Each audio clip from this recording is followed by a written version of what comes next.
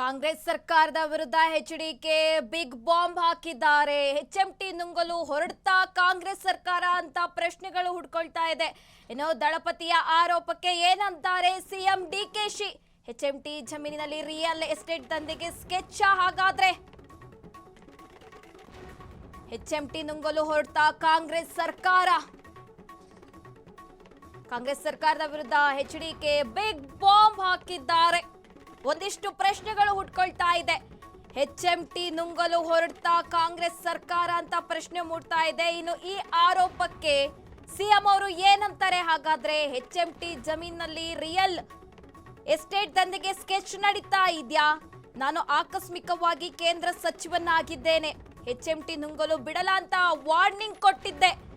ನಾನು 1700 ಕೋಟಿ ನೆರವಿಗೆ ಸಹಿ ಹಾಕಿದೆ ಅಂತ ಹೇಳ್ತಾ ಇದ್ದಾರೆ ಇಲ್ಲಿ ಎಚ್ಡಿಕೆ. ಆದ್ರೆ ಇವರು ನಾಶಕ್ಕೆ ನಿಂತಿದ್ದಾರೆ ಅಂತ ಎಚ್ಡಿಕೆ ಆಕ್ರೋಶ ವ್ಯಕ್ತಪಡಿಸ್ತಾ ಇದ್ದಾರೆ. ಇನ್ನು ಈ ಆರೋಪಕ್ಕೆ ಸಿಎಂ ಡಿಕೆಶಿ ಏನಂತಾರೆ? ಎಚ್ಎಂಟಿ ಜಮೀನಲ್ಲಿ ರಿಯಲ್ ಎಸ್ಟೇಟ್ ದಂಧೆಗೆ ಸ್ಕೆಚ್ ಹಾಕಲಾಗಿತ್ತಾ? ನಾನು ಆಕಸ್ಮಿಕವಾಗಿ ಕೇಂದ್ರ ಸಚಿವನಾಗಿದ್ದೇನೆ, ಎಚ್ಎಂಟಿ ನುಂಗಲು ಬಿಡಲ್ಲ ಅಂತ ವಾರ್ನಿಂಗ್ ಕೊಟ್ಟಿದ್ದೆ ಕೂಡ ನಾನು. ಹಾಗೆ ನಾನು 1700 ಕೋಟಿ ನೆರವಿಗೆ ಕೂಡ ಸಹಿ ಹಾಕಿದೆ. ಆದರೆ ಇದನ್ನು ನಾಶ ಮಾಡಲು ಹೊರಟಿದ್ದಾರೆ ಅಂತ ಎಚ್ಡಿಕೆ ಆಕ್ರೋಶ ವ್ಯಕ್ತಪಡಿಸ್ತಾ ಇದ್ದಾರೆ. ಬೆಂಗಳೂರಿನಲ್ಲಿ ಕೇಂದ್ರ ಸಚಿವ ಎಚ್ಡಿಕೆ ಸ್ಫೋಟಕ ಹೇಳಿಕೆ ಕೊಟ್ಟಿದ್ದಾರೆ. ಬಹುಶಃ ಎಚ್ಎಂಟಿಯ ಕಾರ್ಖಾನೆ ಏನಿದೆ, ಆ ಕಾರ್ಖಾನೆಯ ಭೂಮಿಯ ಬಗ್ಗೆ ಒಬ್ಬ ರಾಜ್ಯದ DFO ಅವರ ಒಂದು ನಿವೃತ್ತಿ ಹೊಂದೋದಕ್ಕಿಂತ ಒಂದು ವಾರದ ಮುಂಚೆ ಈ ಒಂದು ಆದೇಶವನ್ನು ಹೊರಡಿಸಿ, ಕಾನೂನು ಬಾಹಿರವಾಗಿಯೇ ಹೇಳ್ತೀನಿ ನಾನು, ಕೋರ್ಟ್ಗೆ ಸಬ್ಜುಡಿಸಿದ್ದು. ಈಗಾಗಲೇ ಈ ಒಂದು ಭೂಮಿಗೆ ಸಂಬಂಧಪಟ್ಟಾಗೆ ಎಚ್ಎಂಟಿ ಮತ್ತು ರಾಜ್ಯ ಸರ್ಕಾರದ ನಡುವೆ ಇನ್ನೂ ಮ್ಯಾಟರು ಕ್ಲೋಸ್ ಆಗಿಲ್ಲ. ಇವತ್ತು ಅಲ್ಲಿ ವಾದ ಪ್ರತಿವಾದದ ಹಂತದಲ್ಲಿ ಇರ್ತಕ್ಕಂಥದ್ದೇನಿದೆ, ಈ ಅಧಿಕಾರಿಗೆ ಯಾವುದೇ ಈ ರೀತಿಯ ಒಂದು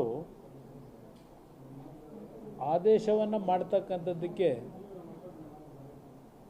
ಕಾನೂನು ಬಾಹಿರವಾಗಿ ತೆಗೆದುಕೊಂಡಂಥ ನಿರ್ಧಾರ ಏನಿದೆ, ಕೋರ್ಟ್ನ ತೀರ್ಪು ಬರದೆ ಇವರೇ ಏಕಾಏಕಿ ಏನೋ ಒಂದು ಸುಮೋಟೋ ತಗೊಂಡಿದ್ದಾರೆ ನಿರ್ಧಾರ. ಬಹುಶಃ ಈ ರಾಜ್ಯದ ಕಾಂಗ್ರೆಸ್ ಸರ್ಕಾರಕ್ಕೆ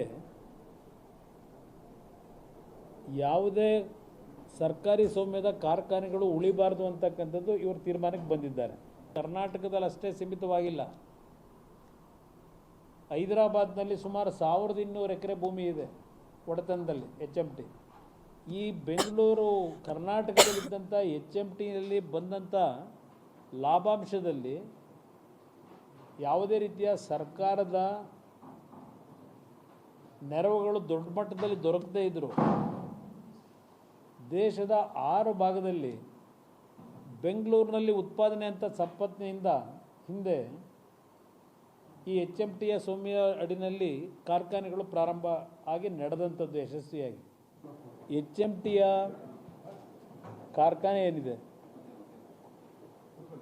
ಆ ಕಾರ್ಖಾನೆಯ ಭೂಮಿಯ ಬಗ್ಗೆ ಒಬ್ಬ ರಾಜ್ಯದ DFO ಅವರ ಒಂದು ನಿವೃತ್ತಿ ಹೊಂದೋದಕ್ಕಿಂತ ಒಂದು ವಾರದ ಮುಂಚೆ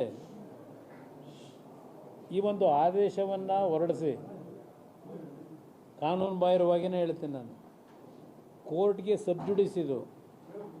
ಈಗಾಗಲೇ ಈ ಒಂದು ಭೂಮಿಗೆ ಸಂಬಂಧಪಟ್ಟಾಗೆ ಎಚ್ಎಂಟಿ ಮತ್ತು ರಾಜ್ಯ ಸರ್ಕಾರದ ನಡುವೆ ಕಾಂಗ್ರೆಸ್ ಸರ್ಕಾರದ ವಿರುದ್ಧ ಎಚ್ಡಿಕೆ ಗಂಭೀರ ಆರೋಪ ಮಾಡ್ತಾ ಇದ್ದಾರೆ. ಎಚ್ಎಂಟಿ ನುಂಗಲು ಹೊರಡ್ತಾ ಇದೆಯಾ ಕಾಂಗ್ರೆಸ್ ಸರ್ಕಾರ ಅಂತ ಪ್ರಶ್ನೆಗಳು ಹುಟ್ಕೊಳ್ತಾ ಇರುವಂತದ್ದು. ಇನ್ನು ದಳಪತಿಯ ಆರೋಪಕ್ಕೆ ಸಿಎಂ ಏನಂತಾರೆ ಅಂತ ಪ್ರಶ್ನೆಗಳು ಕೂಡ ಹುಟ್ಕೊಳ್ತಾ ಇರುವಂತದ್ದು. ನಾನು ಆಕಸ್ಮಿಕವಾಗಿ ಕೇಂದ್ರ ಸಚಿವನಾಗಿದ್ದೇನೆ, ಎಚ್ಎಂಟಿ ನುಂಗಲು ಬಿಡಲ್ಲ ಅಂತ ವಾರ್ನಿಂಗ್ ಕೂಡ ನಾನು ಕೊಟ್ಟಿದ್ದೆ. ನಾನು 1700 ಕೋಟಿ ನೆರವಿಗೆ ಸಹಿ ಕೂಡ ಹಾಕಿದೆ. ಆದರೆ ಇವರು ನಾಶ ಮಾಡಕ್ಕೆ ಹೊರಟಿದ್ದಾರಂತ ಎಚ್ಡಿಕೆ ಆಕ್ರೋಶ ವ್ಯಕ್ತಪಡಿಸ್ತಾ ಇದ್ದಾರೆ.